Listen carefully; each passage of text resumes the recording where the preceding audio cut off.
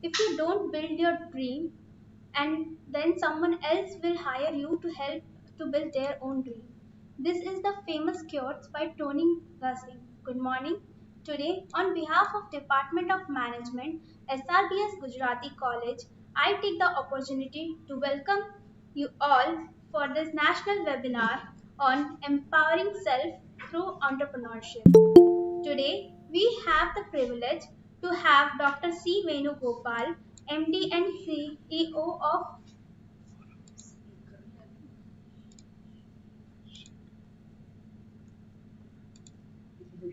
college. I take the opportunity.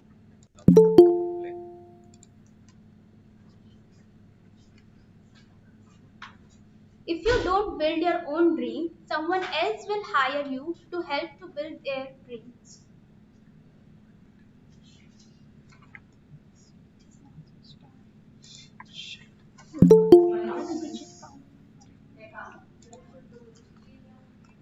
If someone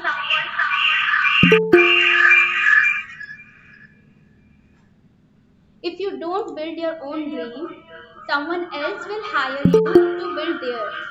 This is the famous quote by Tony Gassing. Good morning. Today, on behalf of Department of SRBS Gujarati College, I take the opportunity to welcome you all for the national webinar on empowering self through entrepreneurship. Today, we have the privilege to have Dr. C. Venugopal, MD and CEO of Chrysalis Consultancy Service Private Limited, as our resource person. However, before we begin, I would like to request you all to close your eyes to observe 2 minute silence prayer.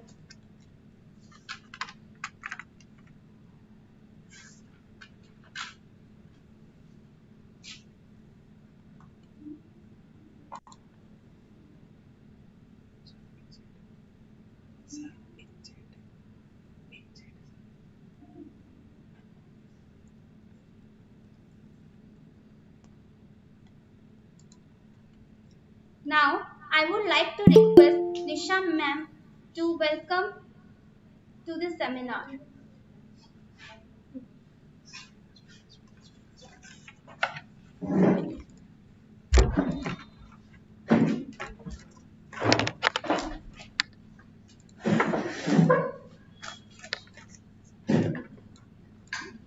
A very fine good morning to one and all.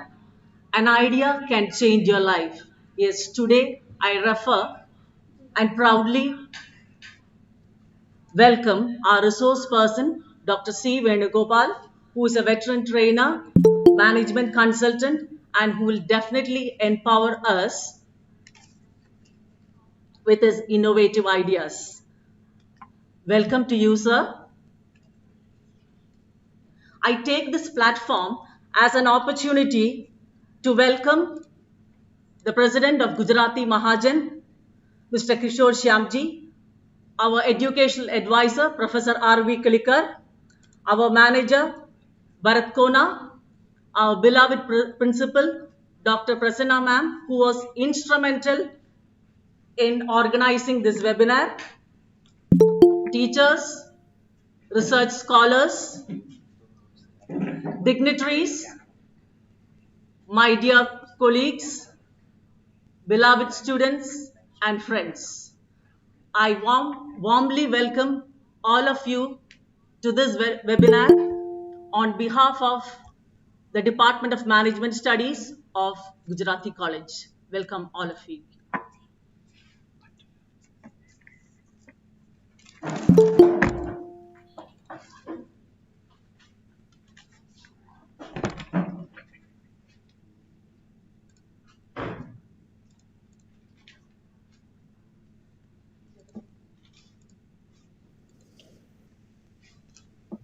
Do we start?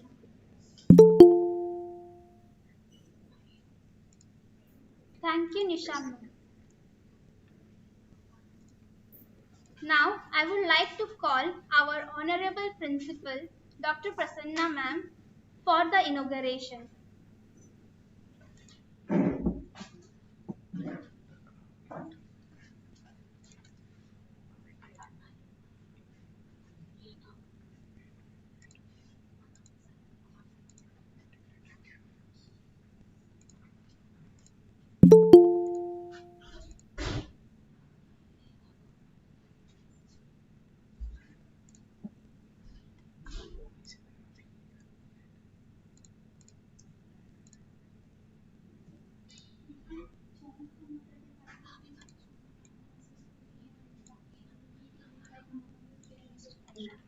distinguished guest Dr. C. Venugopal, distinguished president, eminent manager and educational advisor and other trustee members of Gujarati Mahajan, and all participants including the principal of Government Law College Ernakulam and partners of different companies, research scholars, teachers, and faculty members and students of different colleges. See, let me start with offering pranams to General Bipin Rawat and the 12 others who laid their lives for the nation at this point of time. The topic of discussion today is entrepreneurship to empower self. So the question here is, who is an entrepreneur? See, when six economists are gathered, there are seven opinions, as Mrs. Barbara Wooten said.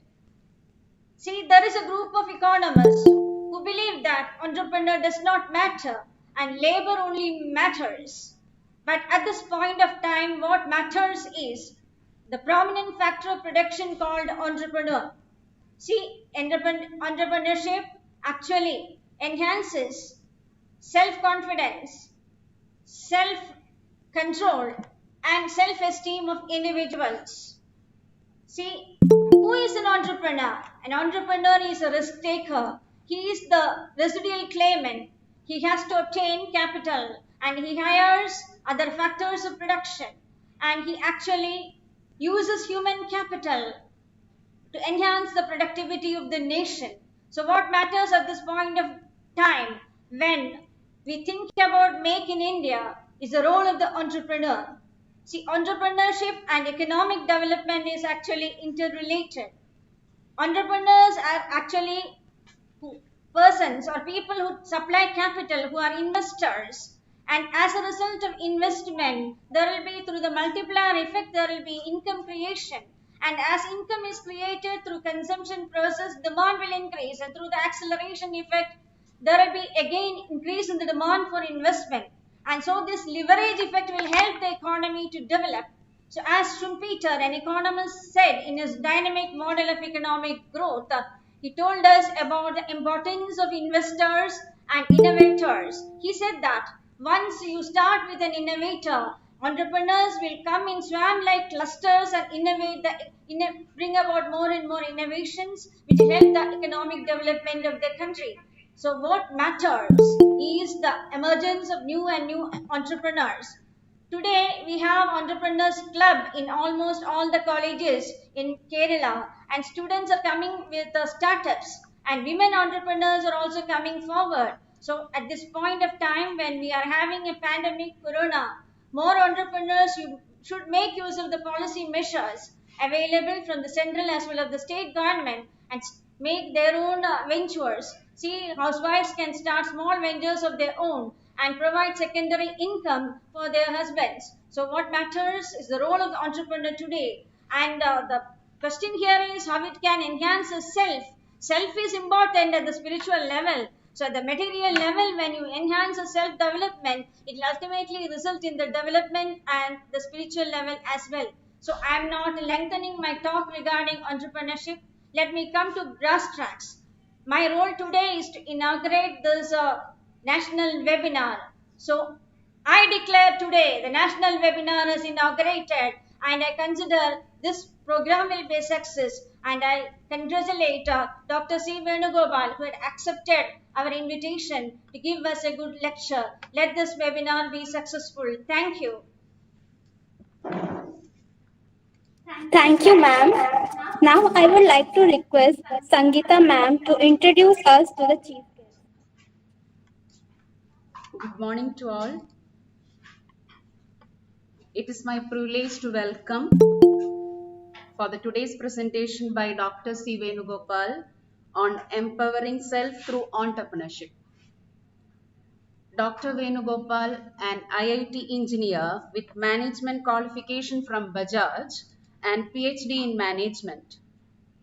Dr. Venugopal, MD, CEO of Chrysalis Consultancy Services Private Limited, who guides young professionals to transform entrepreneur to build their successful career and expertise in their area of business.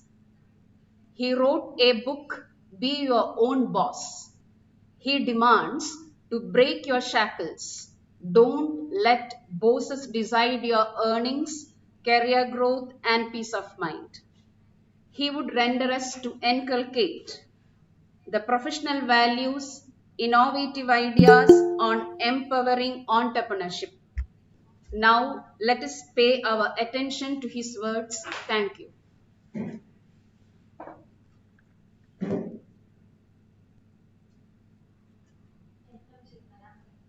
Yes, sir. I welcome you, sir.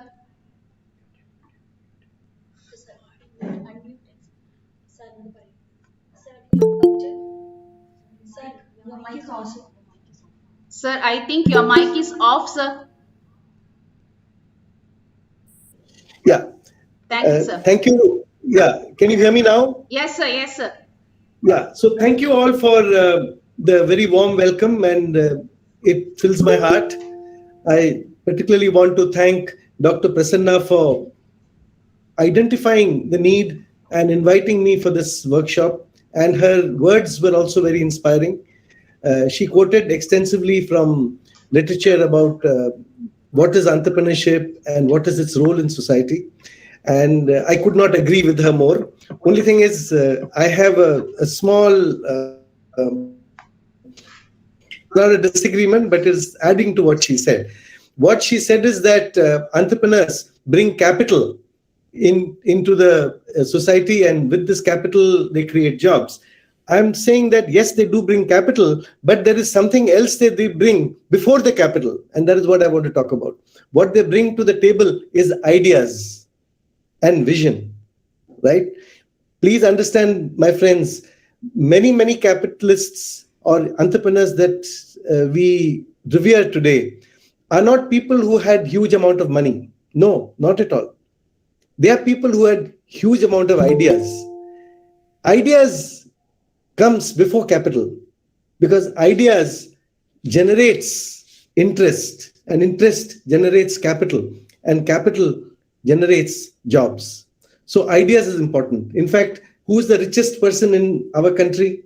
It is Mr. Dhirubhai Ambani, right? Ambani's. When Mr. Mukesh Ambani's father came into the field of entrepreneurship, what capital did he have? Nothing at all. He was a person who was working as a petrol, attendant somewhere in Africa. He had nothing. He was poorer than all of us. But what did he have? He had vision. He had ideas. And it is that ideas that has converted into a giant enterprise, which employs hundreds of thousands of people and creates billions of dollars of wealth for this country. So that is entrepreneurship, right? So what are we going to talk about today? My talk is consisting of two things. It talks of self, right? And it talks of entrepreneurship. Now you may wonder, what is the relationship between self and entrepreneurship? And that's what we'll talk about. I have a presentation, but I'm not a great fan of presentations, because I believe that we must have a dialogue, you and I, right? That's more important. The presentation sometimes comes in the way. But however, because it is general practice to have a presentation, I have a presentation as well. I will share the presentation with you. But please listen to me. The presentation is always available to you. I can send this to you. I can leave it in the college so you can always pick it up. So listen to me, be with me, be with me in my ideas, and then you will then learn. And at the end of this session of about 45 minutes to 1 hour, we will have a question answer session where you can ask me anything that you want, and I'll be most happy to answer you. All right. So with that, let us go. I'll put up my presentation first.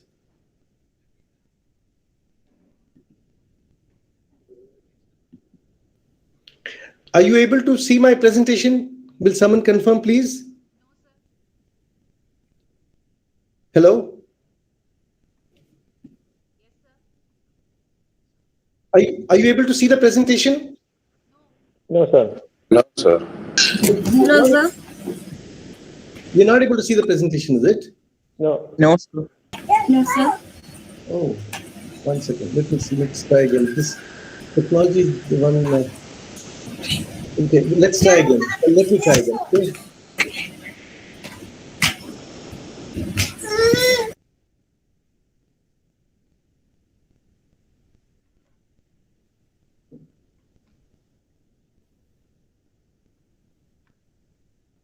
What is the problem? I don't understand. 1 second. Let me see. Maybe I have not shared. Okay.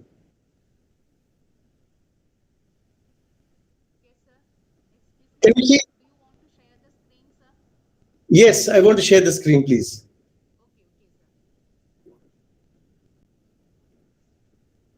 Can you share this? Can you share the screen? Are you able to see? Is everyone able to see now? Yeah.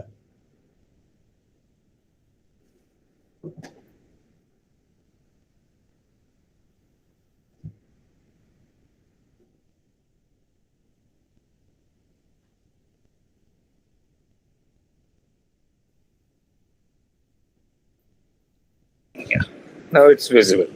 Is it visible now? Yes, sir. It's visible. Yes, sir. It's visible. All right. Yes. How do I screen? 1 second.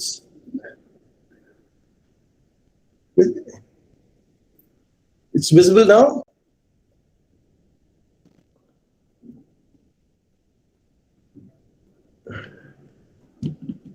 I'm not able to manipulate the screen.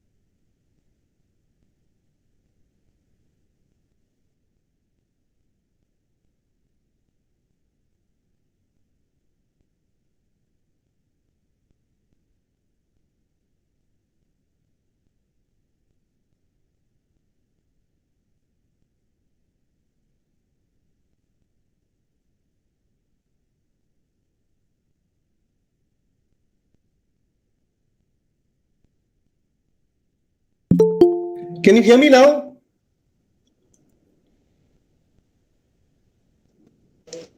Yes, sir. Yeah. See, I don't know why I'm not able to share. Is Sindhu? Can you please share the screen?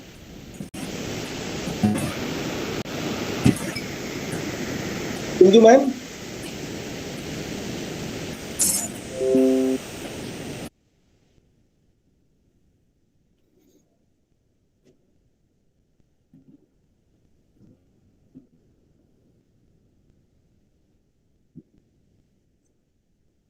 You're able to share. Then all right. Then will you? Are you sharing now? All right. Now what I'll do is I'll ask you then to change. Will I be able to see the screen as well? All right. So once you share, let me know.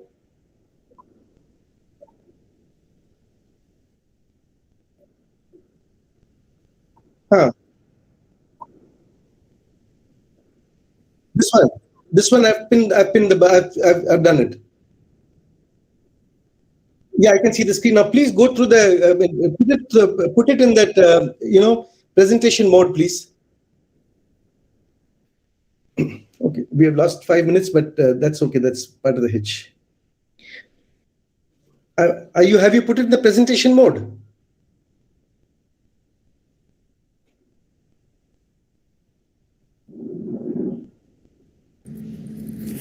Yes, Hello? sir.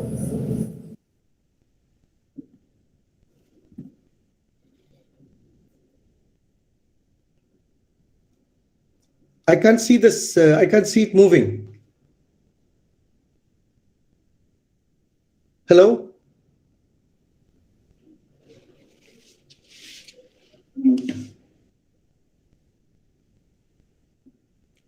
Just go down and present it.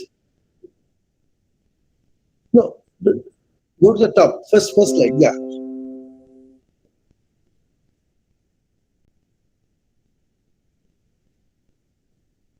There's a present button in the below, no? You press that.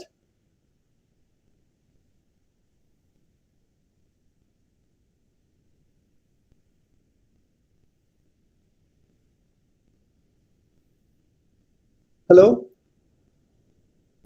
Yes, sir. Just a minute, sir. Yeah.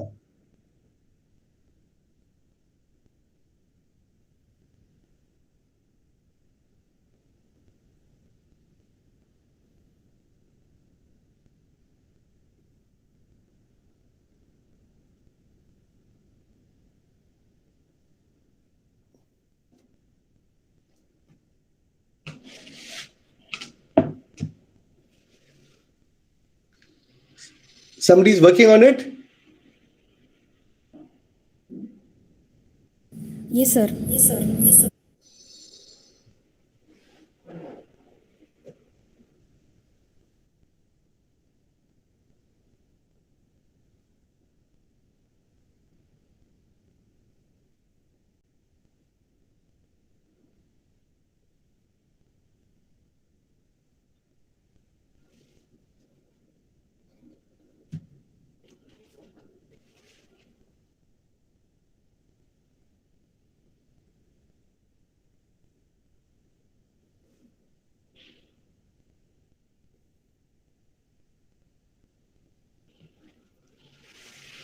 Okay,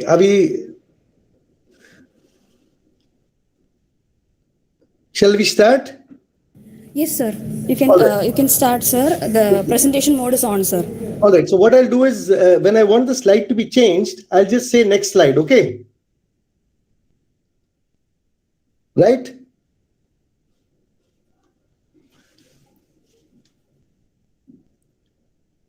Okay.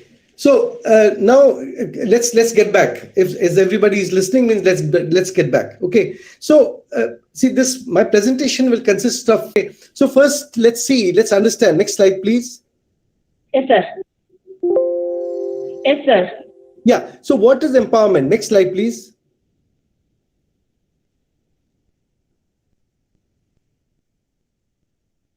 Can we have the next slide? Yeah. See, it's what is the meaning of empowerment? Just take a few minutes to think about it. Okay. Empower means giving yourself power. Okay. When you empower somebody, you are giving that person power. Okay. Power to do what? Power to do various things. Suppose you're in an organization, you are empowering a CEO of an organization. The board empowers the CEO of an organization to take decisions. So what does it mean? That means the board has assigned the responsibility of taking decisions to this individual called the CEO. So on behalf of the board, that particular individual can take investment decisions, can take decisions on hiring people. So that is the meaning of the word empowerment.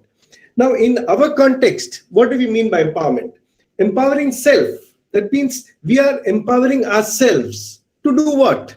To become stronger, to become more confident, and to control our own lives. This is the meaning of empowerment, right? That means we are giving ourselves the power to be masters of our life.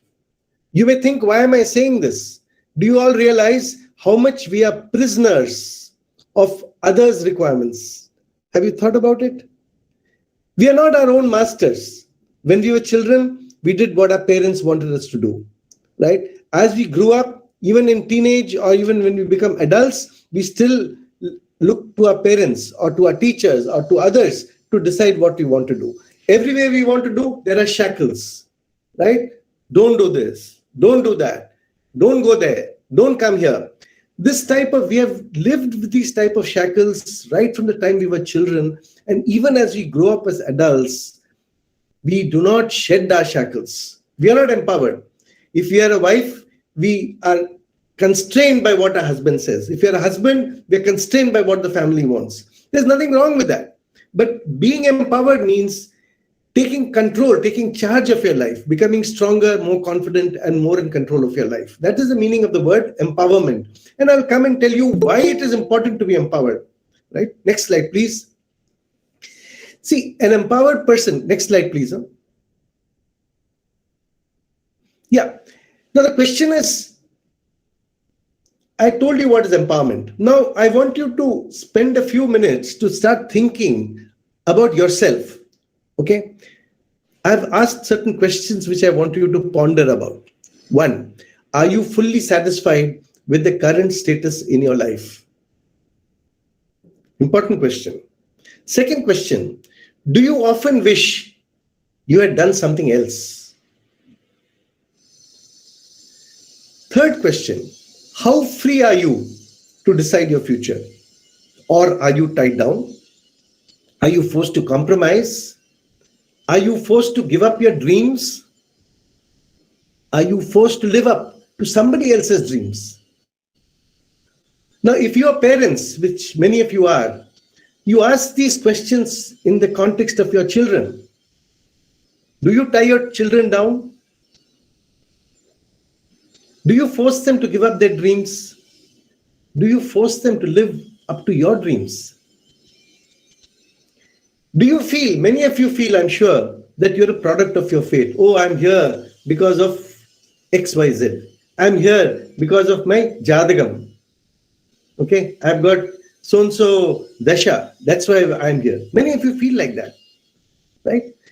Now, empowerment is when you feel that you are the master of your universe. You are in control, not controlled. Think of these words carefully. You are in control, not controlled. That is the meaning of empowerment. So these questions are to help you to ask yourself, what is your level of empowerment?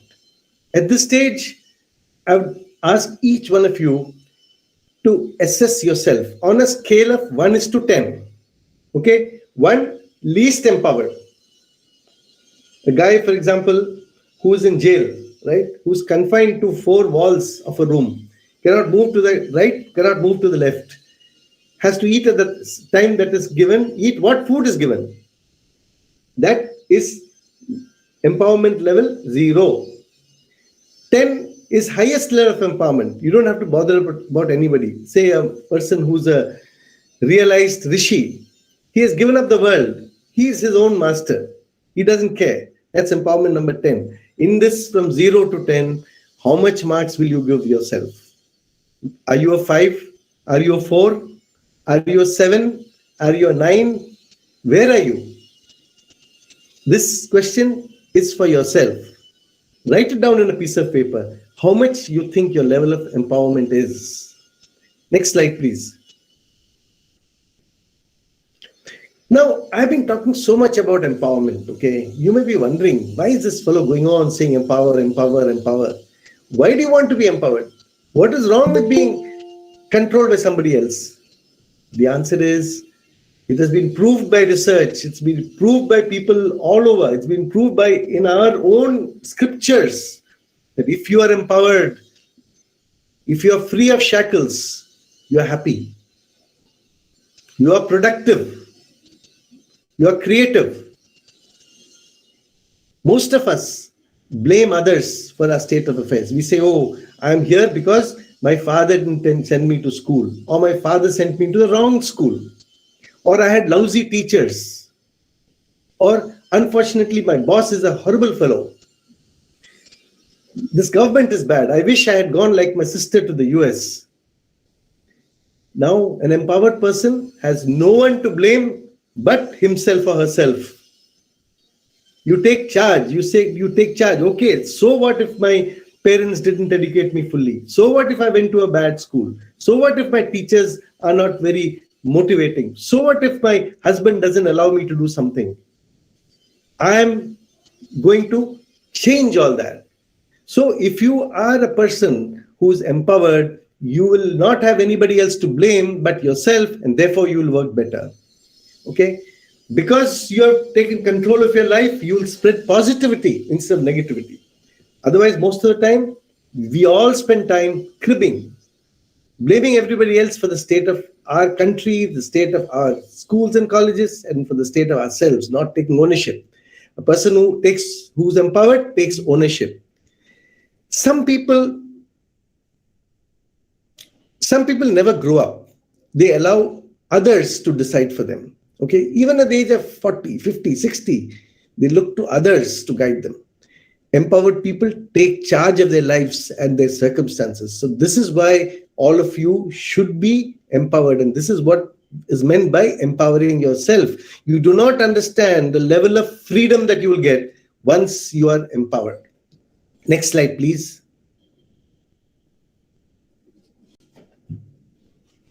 I hope you guys are getting a drift of what I'm saying. So therefore, I want to introduce you to another word. Okay, this word is proactive.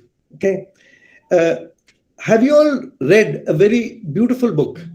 This came quite a number of years back, maybe about 20, 25 years back. This book came up. It's called The 7 Habits of Highly Effective People. Okay, it's written by a person called Stephen Covey. It's an excellent book. Many of you may have read it. If you haven't read it, I'd request you to read it. I'm sure there's a copy in your library. So he talks of 7 habits for making you a successful and highly effective person. And the very first habit is this habit called be proactive. Now, what is being proactive? Being proactive means taking charge, taking control of your life, being empowered. That's what proactive means. Now, I'll take 1 or 2 slides to delve a little more into it because it's very important. Next slide, please.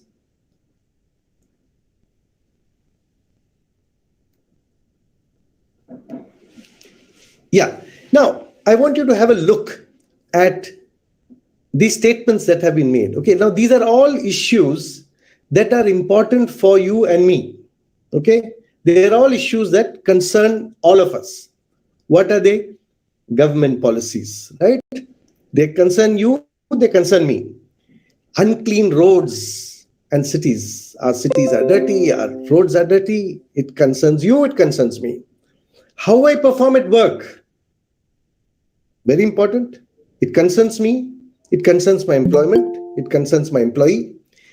Bad weather. I'm staying in a place where it is terribly hot. I'm staying in a place where it's terribly cold. I'm staying in a place which rains all the time. Water is dirty. It affects, in fact, all of us. Poverty, it affects all of us, right? I feel sad when I see somebody who's poor. My career, my values, my ethics, my health, my knowledge level, how skilled am I? What all do I know? What all do I not know? The corruption in society, we keep cribbing about corruption in society, right? How I am as a wife, as a father, as a mother, as a son, as a daughter. What is the quality of our schools and colleges? My attitude, am I happy, am I unhappy? Cleanliness and hygiene in my house and my office. So all these, I've given a list of 10, there could be 100. I'm just doing this to illustrate a point. I look at all these various things that I've written. All of these things concern us, right? Now, is there any difference between any of these? Next slide, please.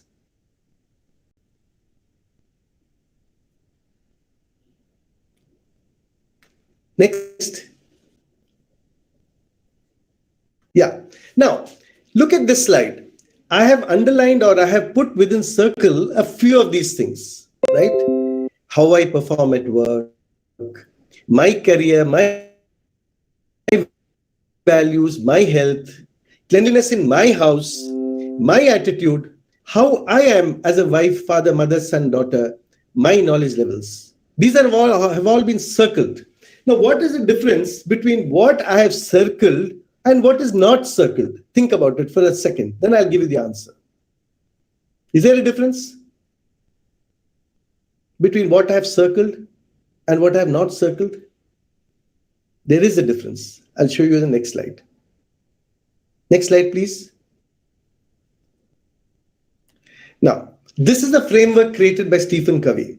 All the things that I have circled are coming in that inner circle, what is called the circle of influence. What does it mean? These are the things over which you have some control, right? I have control over my attitude. I have control over how I am as a father, mother, son, daughter.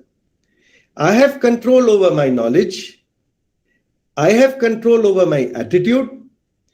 All those things that I have circled in the earlier slide. Can you please take us to the next slide? Earlier slide, please. Earlier slide. Not next slide. Earlier slide.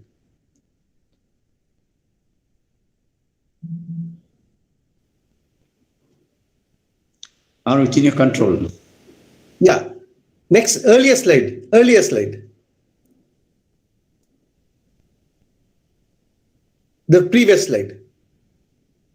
See, look at these.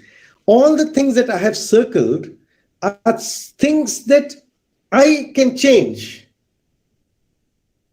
Right?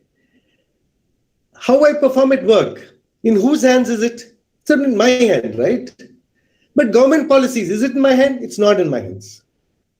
Unclean roads in cities, are they in my hands? To some extent, but to a large extent, not in my hands. But my career, my values, my ethics, my health, my knowledge levels, how I am as a father, mother, son, my attitude, these are all things which are in my control. Quality of schools, which school I studied in, I don't have too much control to change that. The corruption in society, I may not have too much control in saving that. Next slide, please. Therefore, Stephen Covey's concept of proactive behavior is, next slide, please.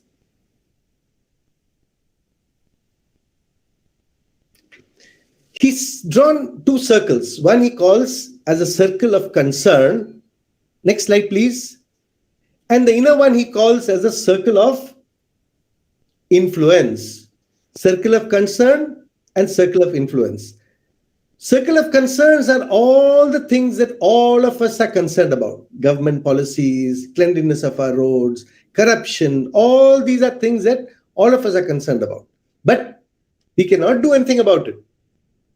But there is inside that, there is another circle called the circle of influence. This circle of influence are those areas which are in my control. So being proactive, being empowered means I focus my thinking, my action, my mind on these areas over which I have control and do not worry about those things over which I have no control. It's a very important aspect. I want you to pay attention to it. Next slide, please.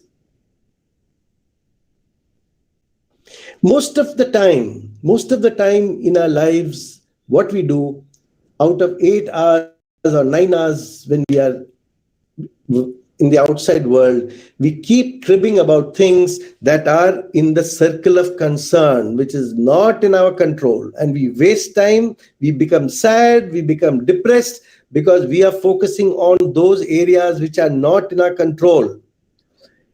Empowered people, people who are proactive, spend their mind share, spend their time not worrying about things that are not outside their control.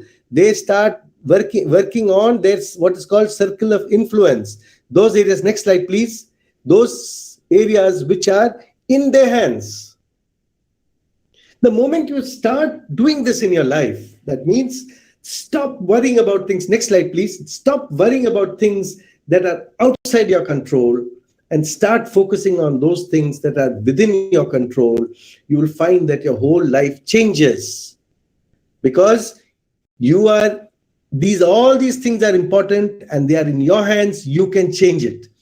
If you find that your skill levels are low, you can improve it. If you feel that your house is dirty, you can clean it. If you feel that the road outside your house is dirty, you can clean it. But don't crib about the road which is outside, which is not in your control. If all the time you keep saying that the road is very, very dirty and don't do anything about it, the road will not change. All right, doesn't matter. Please, next slide, please. So this is the meaning of being proactive. Have you understood this? Next, earlier slide, please. So this is the secret of empowerment. That means be proactive. No, please. Earlier slide, please. Earlier slide. Being proactive. No, earlier slide. Previous slide. That's it. Next. Yeah, leave it. Don't change this. So, who are empowered people? Empowered people are those who focus on what is in their control. What is in your control? Your education, your learning, your attitude and behavior, your commitment, your discipline, your hard work. These are in your hands, not in anybody else's hands. Don't waste time worrying about those things that are not in your control. Government policy, society, other people's behavior, how somebody else, how your boss behaves with you. It's not your concern. You can't change your boss. Whom can you change? Yourself. If you change yourself, you'll find that your boss finds it difficult to behave badly with you. You change yourself. You become corruption free. You start taking charge of your control, of your life. This is the meaning of empowered people, right? And the more and more you start becoming empowered, the more and more you start becoming proactive, you will find that what Stephen Covey says, that you have this thing, what I told, circle of concern, all the things that concern all of us. Inside that, there is something called a circle of influence, where I can do something about it. What Stephen Covey says is, as you start concentrating more and more in your circle of influence, you'll find that this circle of influence keeps on widening. Because every time you are a proactive person, you'll find that others start respecting you. So they start giving more and more things into your control. So your circle of influence keeps widening. That is what leaders are. Who's a leader? We all look at our leaders sometimes with we start laughing at them, saying, oh, they are politicians. But who are they? They are people who focus on things outside just themselves. So their circle of influence has become wider and wider. It's focused not just on their house, but on the surroundings as well, on whatever they can do. They are proactive people. So proactive people are empowered people, and they are successful people. So if there is one thing that you take from this seminar, nothing else, it is that start moving towards proactivity in your life. Cultivate this habit of being proactive. Next time you're sitting together, instead of cribbing about what is not happening well, start thinking of what you can do to make even small changes in your own area. Right? Be proactive, and you'll find that the world changes for you. See, there's a very interesting concept it's a philosophical concept called solipsism. Solipsism means everybody creates his own world. The way I see the world is not the way you see the world.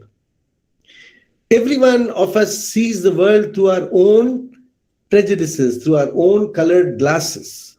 Okay? The moment we change our worldview about us, the world changes for us. So the moment we start becoming more proactive, the moment we start working on our attitude, not worrying about somebody else's attitude, you'll find that the world itself changes for us. We start living in a more beautiful world and a more happy world. So the secret of becoming successful human beings is start focusing on those things that you can control and not worry about those things that you cannot control. If this one message you take away, you become empowered. This is what is the essence of becoming empowered all about. Okay, next slide, please. Now we slowly start moving into entrepreneurship. Entrepreneurship is a powerful step for empowerment. Why is that? That's because what is entrepreneurship? Entrepreneurship is one way of looking at it. India, for example, is trying to work towards what is called Atmanirbharta. What does it mean? Self-sufficiency. We are trying to empower ourselves as a nation.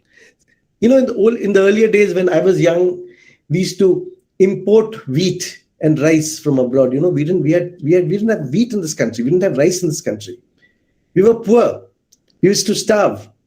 And there was an international program called PL 480. Under this PL 480 program of the United Nations, India used to get wheat and rice from all over the world, which was given to us like they give to beggars. and we used to survive on that. Can anything be more demeaning than that? Think of it. As a nation, we have to beg some foreign country for rice and wheat for ourselves. Then came somebody called Dr. Swaminathan. Okay. And he created the green revolution in this country. And when green revolution came, what happened? Instead of being beggars, asking for wheat and rice from others, we became surplus. We became Atmanirbhar in wheat and rice. It's a great, feeling of freedom when I know that I don't have to depend on somebody else for my food. As a nation, this is what our government is now trying, saying that we have to become self-sufficient as a country. If we import something, we will do it out of our choice, not out of necessity. Whether it is technology, or whether it is rice, or whether it is vegetables, or whether it is milk, or whether it is any other type of engineering goods, the more and more we become empowered, we become Atmanirbhar, we become powerful. So entrepreneurship is a powerful step for empowerment of the nation, and entrepreneurship is a powerful step for the empowerment of individuals as well. Many of you may be working in organizations. Okay, you may be teachers, you may be employees of organizations. Think about it. You are dependent on an organization to give you your basic needs. At this point of time, I would like you all to think of a very bad thing. Okay, I'm warning you now. And that is, suppose tomorrow, God forbid, you lose your job. It can happen to anyone. Our world is like that today. If you happen to lose your job tomorrow, how long will you guys be able to survive, take care of your families? How many months will you be able to take care of your families without an income? Think about it. So, aren't you therefore, the moment you are an employee of somebody else, aren't you therefore, in a sense, powerless? COVID happened, people lost jobs. In 2008, when there was a financial crisis, people lost jobs. When the MFIs collapsed, people lost jobs. In the Great Depression in the US, people lost jobs. Losing jobs is a part of the modern world. You cannot expect anybody to bail you out. You think the government can bail you out? Government can bail you out for a few months. What after that? That's why people today want government jobs. Why? Because you'll get a pension. But how long can the government go on paying pension when there is no income in the nation?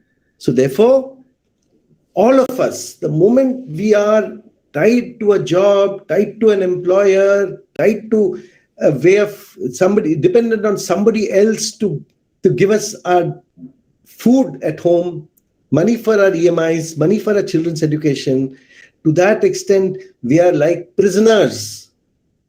Entrepreneurship is freedom. Entrepreneurship is when I take charge of my future.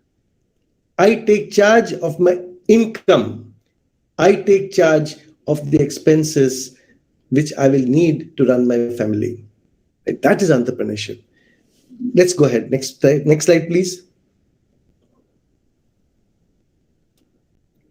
Can we have the next slide?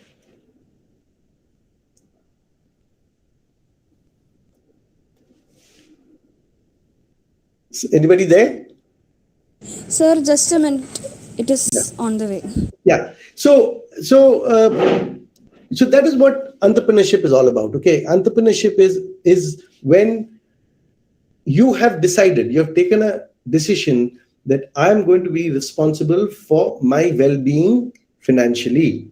Okay. In the earlier case, empowerment is about when I take decision that I am going to be responsible for my well-being mentally and emotionally. Entrepreneurship is the next step where I'm going to be responsible for what's happened.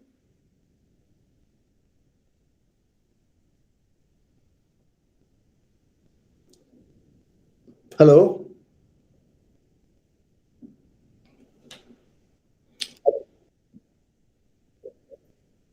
Yeah. Actually, that's why I don't like slides generally.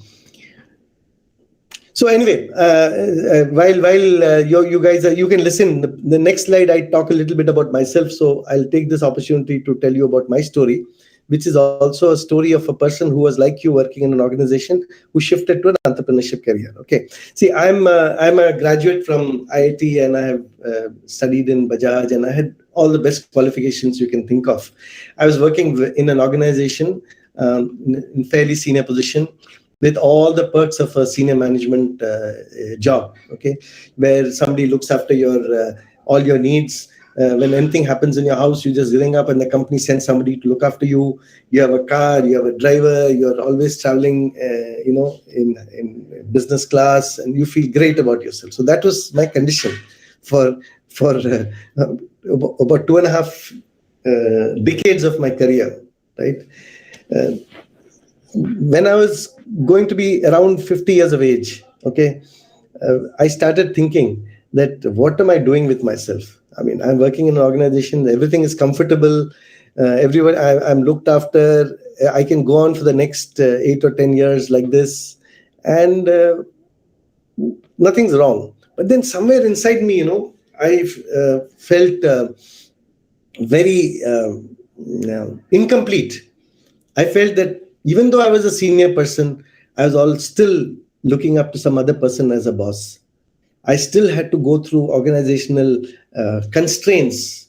If I had an idea, I couldn't make it go forward because I had to get somebody else's permission. And I found that my career also, instead of shooting up like a rocket, it was slowly, petering out. It happens to everybody. No career flies like a rocket. So then at the age of 50, I started having doubts, and I said, a decision about my life. I don't know whether I listened to an entrepreneur, whether I don't remember that. This is in early 2000. Then I said, and do something on my own, right? So I started my company, Chrysalis Consultancy Services, along with another friend of mine. At that time, I had a lot of family responsibilities. My children were, wanting to go. One of my son was already studying abroad. He had to be funded. I had EMIs for my house. I had my younger son who wanted to go and study abroad as well.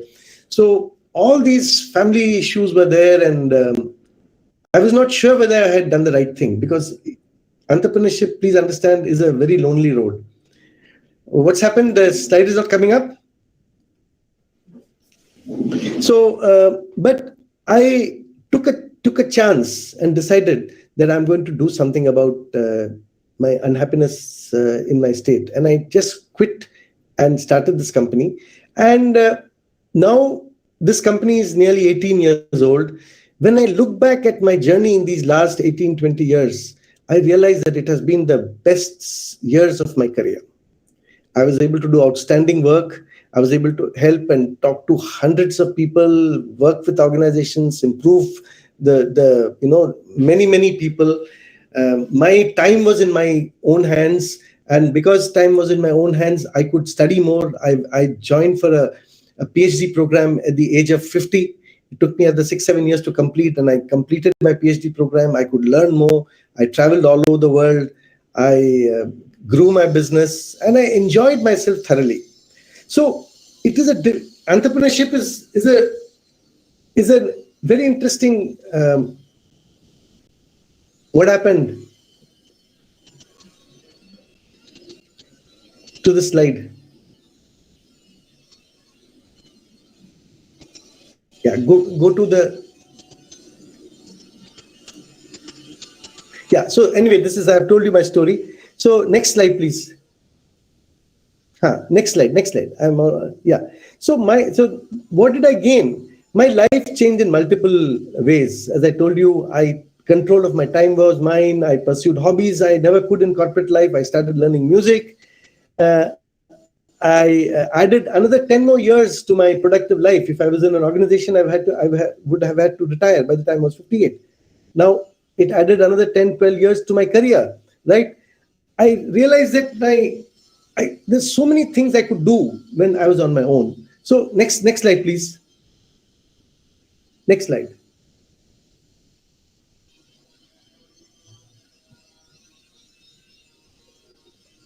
Now, yeah, leave it at that. So now my message to you is that you also can, okay? All of you are competent people. Next slide, please. Yeah, leave that. Don't change it. If you are my basic premise, please, earlier slide, please. Yeah. If you are a professional with experience, with expertise, if you're somebody who has got 5, 6, 10 years of experience, can I have the next slide? Yeah. If you're a professional with expertise, you too can create a business around your expertise. This is the point that I'm trying to make. Okay. Before that, I want to ask you a few questions. You must think about these questions. You've heard a lot about empowerment. You've heard a lot about entrepreneurship. Now the question is, are you willing to challenge yourself and try something new? Okay. Or is it just that you want to continue the same way you are continuing? Are you a curious person? Do you like to question things? Do you like to solve problems? Do you like to learn new things? Okay. Can you be assertive? Are you confident enough to tell others honestly what you think about them? Are you a self-motivated person? If you have answered yes to these questions, then I'm confident that you can become a successful entrepreneur. Next, please. Next slide. Yeah. So I have written a book. Somebody had mentioned this book. This book is about entrepreneurship. Okay. This book stands for BYOB. If you're a young person, you'll know another meaning for the word BYOB. If you know, it's great. But here in my meaning for this BYOB is be your own boss. Okay. Now this book is a step-by-step guide to turn your knowledge and expertise into a successful business. Okay. Again, please understand, if I was working in an organization, if I had a full 9 to 5 or 9 to 6 job, which took all my energy, I would never have been able to write a book like this. I was able to write this book only because as an entrepreneur, my time was in my control. I could allocate time for this particular work, and writing a book takes a lot of time. So in this book, I have put all my experiences in the last 20 years on how to be an entrepreneur, how to start, how to take the next steps. Next slide, please. So if you want to move into an entrepreneurship career, what am I saying? I'm saying that you don't need a lot of money. Right? Many of you may say, I don't have a lot of money to be an entrepreneur. No, what you do, it's not that you need a lot of money. You need ideas, right? You need expertise. There are some things that you're good at. Every one of us is good at something, right? So you need to have some expertise, some knowledge, some skill, which somebody else will find value from. So how do you identify your expertise? This is why you have to fine tune it. You have to enhance and package your expertise. And you have to convert whatever expertise you have into a saleable product. So this book tells you how you can do that, how you can charge for it, how you can enhance and develop your expertise, right? Then another important factor which I want to bring to your attention is when you're working in an organization, okay, you're working in a school, you're working in a college, you're working as an employee, there is an umbrella protecting you, okay? There is you know that every month, end of every month, you will get your salary. You know that if anything goes wrong with you, there'll be somebody in the company to help you out. You know, you have your colleagues.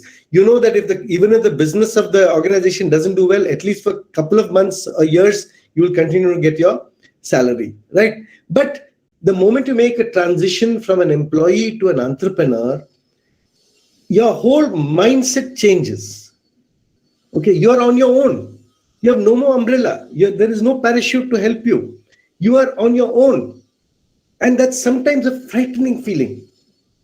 You don't know how you'll manage. In fact, to tell you a little bit of my story, what I did was I started my company, I did not know when I'll get my first business or when I'll get my first revenue from my business. So what I did was I projected my cash flow for the next 6 months to 12 months. What is the meaning of cash flow? That means how much money I'm expecting to come in. Money from where? From whatever savings I had, maybe the interest on those savings, whatever additional pension or superannuation I would get, right? It was very less. This is the first column of that cash flow statement, the revenue. Then next couple of lines is my expenses. What are my expenses? What are my fixed expenses? My rental expenses, my EMI expenses, how much I would expect to spend every month on petrol, on telephones, how much I'll have to spend for education of my children. I added up, and for my household, I added up all this. So on the one hand, you had your revenue, then you had expenses, and balances, how much would be the net left. So suppose my income in a particular month from my fixed deposit or from whatever pension was coming to say 50,000 rupees a month. And suppose my expenses comes to 40,000, that means I'll have a surplus of 10,000 I can save that particular month, right? So I did this calculation and I found that in 6 months' time, right, if I didn't get a business, I wouldn't have money. This planning helped me to decide what I should do by when I should start earning from my new business. So anybody who gets into an entrepreneurship must do this, must do a personal cash flow statement, because they have nobody to help you. You're on your own, right? Now, the other question entrepreneurs have is, how do I get customers? I've worked in a company for so many years, or I've worked in an organization for so many years. I don't know how to sell. I don't know how to market myself. I don't know how to negotiate. All of us know, but we think we don't know. So my book, for example, tells how to sell, how to get customers, how to negotiate, how much to price. So these are all things that you have to learn as you become an entrepreneur. And this is great fun, please believe me. In fact, when I was working in an organization, I told you I worked for over 25 years as an organization. I was a senior position. We did so much of business. We did so much of revenue. But when I started as an entrepreneur and I got my first business for 25,000 rupees, it was actually my first consulting assignment, earned me 25,000 rupees for about 7 to 8 days of work, right? I felt so thrilled because that was, as a single entrepreneur, as a new entrepreneur, that was the first business that I got after 25 years working for somebody else. It's a tremendously satisfying feeling because I started suddenly feeling, wow, there is somebody who's wanting to buy my service, that I'm capable of earning 25,000 rupees on my own without somebody giving me a salary. It's a tremendously satisfying feeling. And I would urge you all to try it out and see how good you feel. Next, please. Next. Can I have the next slide? Next slide, please. Next. These are all covered in my book. I'm going a little fast because we are running out of time. Next. Now, you have to ask yourself this question. Do I have some expertise that is valuable to somebody else? Okay. You don't realize what you know. Start thinking. What you do is you look at all the things that you are good at. Okay. It may be teaching, it may be some hobby, it may be manufacturing something, it may be some other skill, it may be a skill in quality. Look at all the skills that you've gathered in these 10 to 15 years of working. List them out and find out which among these is something that you could package into a saleable product. And that is the way you start this, right? And once you do that, you'll find that what you thought, this process of recalling what you knew is a very interesting process. You start remembering what all you learned, remembering what all you learned 5 years back, and putting it together is a very good experience. It will bring back to memory many of the things that you thought you had forgotten. Okay. So this is the step of how to take your expertise and make it into a saleable product. Next, please. Now, when we talk about expertise, what do we mean by expertise? Okay, If you are in management, it could be a person who knows something about selling. It could be something. If you're in HR, it could be something on training. It could be you could be a teacher, and you'll wonder, is there really a market? I'll tell you a little story here. Okay, there was a particular teacher. He was a very good teacher of maths. He used to love teaching maths, and many of the students he taught were very, very happy with the way in which he taught maths, and they used to keep coming back to him again and again. And he found that he was working almost 10 to 15 hours in a day, and he was getting fully loaded, but he was enjoying himself. Okay. Then he decided to do something about it and decided to expand his teaching skills to a much, much, much wider audience. Do you all know who this person I'm referring to is? Anyone? Byju's. Exactly. Baiju Rajendran is a classic example of a person who took a simple skill like teaching maths and made a business out of it, and he's become a multi-billionaire. Okay. I will tell you the story of another person. Okay. This is also a very interesting story. There's this young lady in Japan. Okay. She was 19 or 20 years old, right? And she was a very ordinary person. She probably hadn't even gone to college. She had only one skill. And you know what that skill was? That skill is something that all of you have, all of us have. You know what that skill is? How to fold clothes. Yes, how to fold clothes. That means a shirt, how to fold the shirt, or a dress, how to fold a dress or a sari, how to organize a cupboard, how to pack clothes when you are going on travel, how effectively. This was her skill. And you know what this lady did? She converted that skill into an international business. She's now traveling all over the world. She has created a multi-million-dollar business on how to organize yourself, how to declutter your home, how to fold clothes. She's created a method of how to fold clothes. And if you got a piece of paper, please, anybody knows the name of this lady? Her name is Marie Kondo. Marie Kondo. And she has got a website called KonMarie, KonMarie, of cleaning up.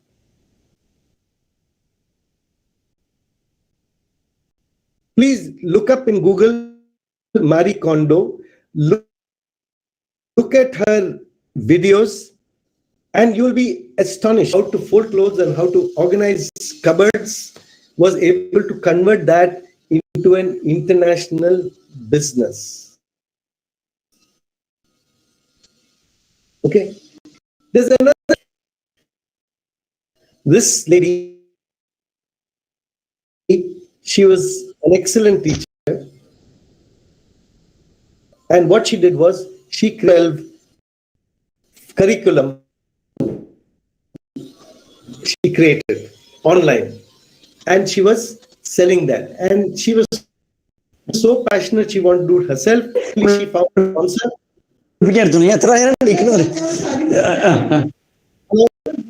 Hello. And she was able to convert that. She was able can you please mute your mic? Hello, please mute your mic. So this lady was able to convert her knowledge of teaching, K-9 teaching, into a package which an investor invested in and created a K-9, K-12 teaching thing. And this lady became, made a huge amount of money. So the point I'm trying to make is that entrepreneurship can be done with any expertise.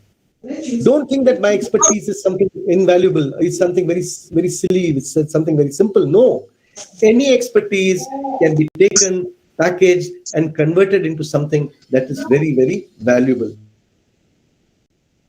Next slide, please. Can we have the next slide? Can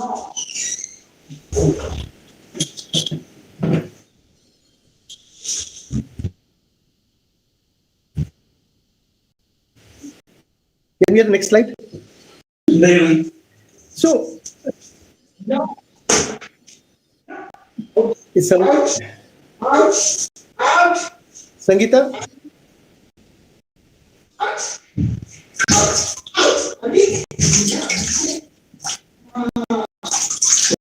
Admin, will you please mute the others? Sorry, sir, there is some lag, sir. No, will you please mute? There's some, I can hear somebody else's, there's lag happening, is it? Okay, doesn't matter. So, I'm kind of coming to, yeah. Yeah. Fine. So basically, yeah, I quickly go to the next couple of slides, then we'll have a question answer session. So, yeah, just next slide, please. Next slide. Yeah. So you have to fine tune your experience. You have some experience. You have to firstly identify. Yeah, that's it. Leave that side. What I know. What I know, plus what else I need to know is my expertise. Okay.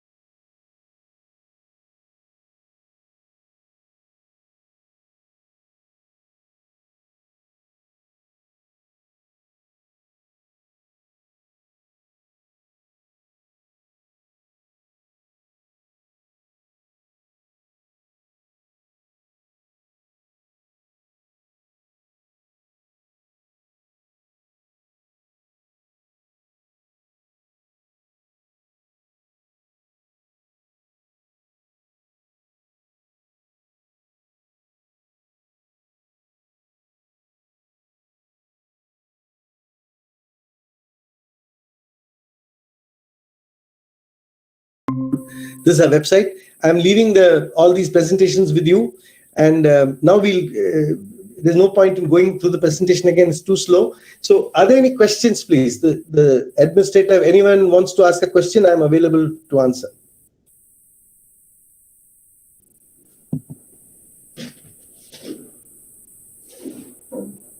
What is the process you follow? Will they put up their hand?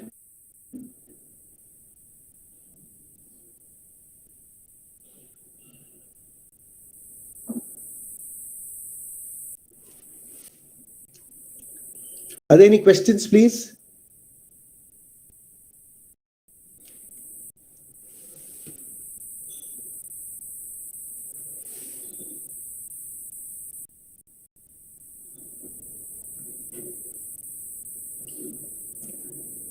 Administrators, they are there. Are you all there? Anyone wants to ask any questions? Hello, sir. Yeah. Sir, I want to ask a question that if you're beginning a company, then how would you pay the first salary to the worker you have employed, since you don't have much income right now or profit right now? Good. This is who's asked the question? Jyotika, is it? Yes, sir. Yeah, good. No, it's a very good question and a very practical question, Jyotika. How do I pay the first salary when I don't have an income? Excellent question. See, there is no one answer to that question, Jyotika, but let me try and answer that question, right? Suppose I start a business, okay? What I must do first is I must plan, okay? I must plan. I think there's no point going through these slides. You can go to the last slide if you want, please. So what happens is whenever you start a business, okay, you must do a little bit of business planning. Business planning means that you have a plan of how many months will it take for me to get my first income. Okay, this is planning the cash flow. No, this we have covered later. So if I'm hiring an employee, I will not hire an employee if I have no money to pay his salary, right? Suppose my salary bill for say 1 month comes to say 50,000 rupees, right? I know that I'm going to earn my first amount only in the third month. Then I know that 50 into 3, that is 1,50,000 rupees, is something that I must have with me. Okay, so I get that either from family and friends, or I get it from bankers, or there's another way of working, Jyotika. That is, suppose I find that I have no money to pay salaries, then what you do is 2 or 3 of you are starting together. You 3 decide that all 3 of us will start together. We will not hire any employees in the beginning.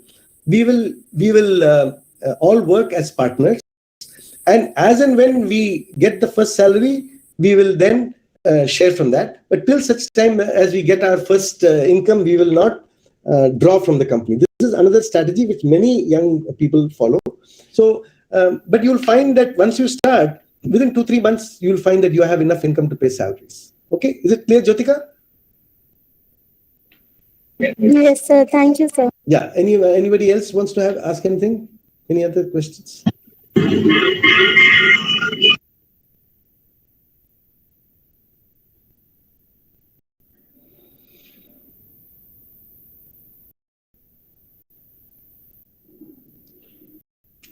Anybody else? Hello. As you said, entrepreneur big idea. Yeah. Yes. Sir, my name is Prakash Yes, Prakash, tell Prabhakaran. me. Sir, what is the average life of a newly started company? Excellent question, Mr. Prabhakaran. Excellent question. Actually, as per statistics, many of the MSME companies who start, don't do too well. Okay, this is not because there's anything wrong with the idea. It is the implementation. So, if you plan your venture correctly, if you take the right steps, you don't make any big blunders, there is no reason why you cannot succeed. Okay, why organizations fail is because, okay, this product is not fully, let's suppose I'm wanting to, my product is this pen, I have the technology to manufacture this pen and sell this pen, right? Now, in my hurry to jump into this market, I just make this pen and start selling. When I go to the market, I find that the people who are buyers don't want this pen, but want this pen, right? So all the money and efforts that I spent in developing this pen becomes a waste. It takes more money to develop this pen. What is the problem? The problem is because before I started this business, I did not do any research to find out what is it that my customer wants. See, remember that any business, okay, is a two-way street. I have a buyer and I have a seller, right? Just because I'm great at making this pen doesn't mean that this pen is something that my customer wants. As a businessman, as an entrepreneur, the first thing that you must know is you must know what is it that my customer requires. So what will I do? I will make a prototype of this pen. It's not the full-fledged manufacturing, and just a prototype. Prototype means maybe I've seen this pen in another shop, so I pick up 5 of those pens. Then I go to my intended market. Maybe he's a dealer, maybe he's a customer, and go and tell him that, look, I'm planning to come up with this pen. Would you be interested to buy it? He says, no, this is all outdated pen. I want this pen. The moment he says it, you know that there's a wrong idea. So testing, this is known as test marketing. Testing an idea in the marketplace before you go and commit all your resources is a very vital step in any business. Okay, once you do this, once you go to the market and test your product, you'll find that the customer suggests some changes. He'll say, look, this instead of blue color, I want red color. Or that instead of this length, I want it slightly longer. Or that instead of this nib, I want some other nib. These feedback that your customer gives you are extremely important. So in any business idea, a prototype, market test, results of the test, change the product, retest. This process has to happen before. Just like, say, when Baiju Ravindran goes and starts he fine-tunes the product as per the market. The same thing that he was giving when he was a private teacher is not what the market requires. So this testing is an integral part of any business. And once you do this, Mr. Prabhakaran, you'll find that your business survives and doesn't collapse. Okay? Any other questions, please?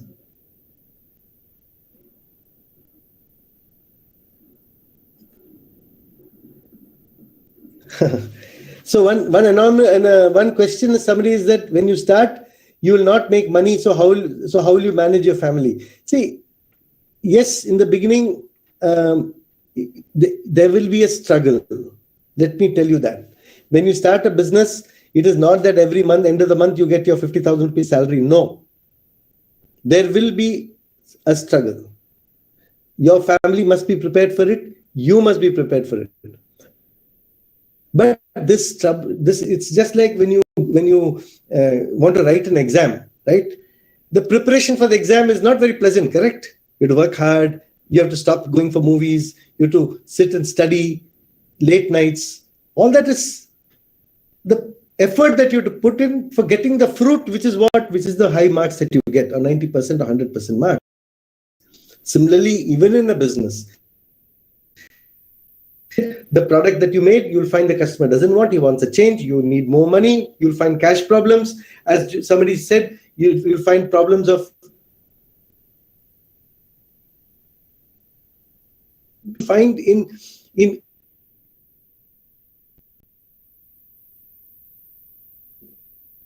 any business.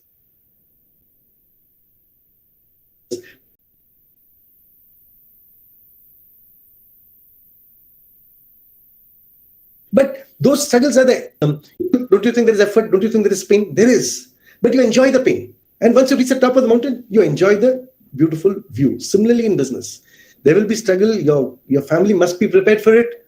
Your family must stay with you. But there is light at the end of the tunnel. end of it, after you succeed, you'll find that everybody's happy and you're also happy. Okay? Any more questions? Sir, I'm Sangeeta, Yes, sir. Anita, tell me. What tips can you suggest for a trained teacher to be an entrepreneur, sir? I gave you the example of Baiju Ravindra, no? Baiju's. So, of course, a trained teacher can be an entrepreneur. Now, I see you can do a couple of things. Either you can build on your training skills. You can decide, suppose you can decide to teach other teachers. You can create a teachers academy if you want. You can create lessons of what you know, convert it into video lessons and sell it to the others who are offering online courses. So there are many ways you can do, and a teacher is only one aspect of your personality, Sangeeta. Maybe there are other things that you're good at. Every time you start a business need not be exactly in the area that you've been doing all your life. It can be something new. It can be a new path. As long as you're young, you've got the energy, you feel that I can learn new things. If you are able to learn new things, you can always start something new. Okay, but even as a teacher, there are lots of opportunities for you. We can discuss separately also what are the various things that you could do as a teacher to become an entrepreneur.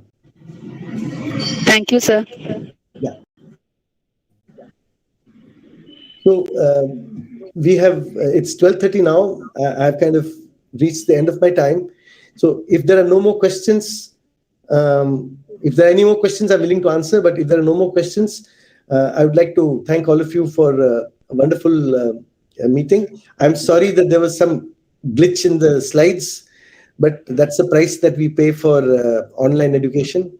But the beauty is that we can all sit at our homes and learn. My good wishes to all of you. Please take some lessons from this webinar. What are those lessons? Number one, be empowered.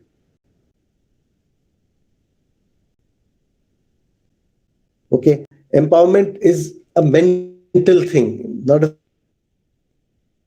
physical thing.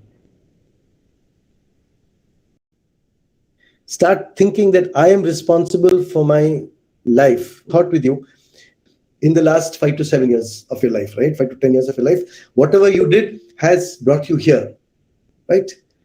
So what is the corollary of that? That means what you do now in the next few weeks, months, years will determine your future in the next 10 years. Okay, if you don't do anything, 1 year will pass, 2 years will pass, 3 years will pass, 10 years will pass, and suddenly you look back and say, my God, what have I done with my life?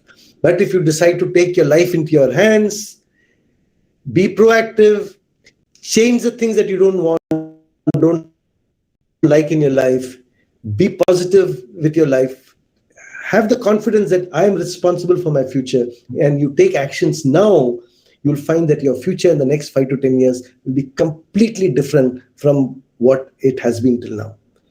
Your future is in your hands, not in the hands of anybody else, not in the hands of some astrologer, not in the hands of something else. It's in your hands. Take charge of it. And if this lesson alone you're able to take away from this meeting, I'll be the most happy. And you are most welcome to contact me anytime if you have got any entrepreneurship ideas. You can, of course, pick up my book. It's available in Amazon. You can just Google BYOB and C Venugopal, and you'll see the link. There's a seller called BYOB also, and through that seller you'll get it. You'll get an autographed copy of the book. If you want to reach out to me, you can mail me. My mail ID is also given in the presentation, and I'll be happy to help you out, answer any of your questions, and guide you in any way I can in making sure that you live beautiful lives ahead. Thank you very much. Jai Hind.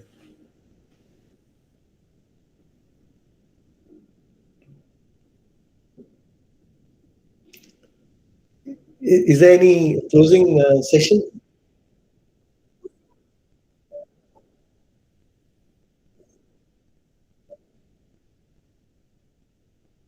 All right.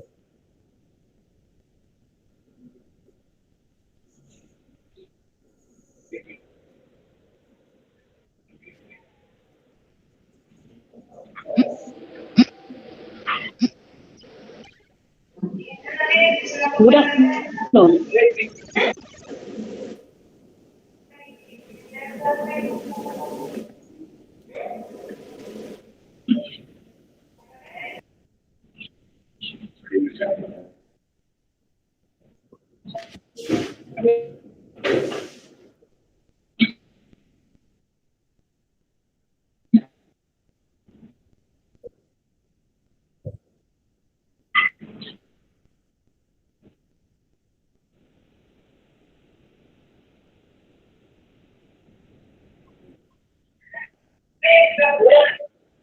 Good afternoon to one and all.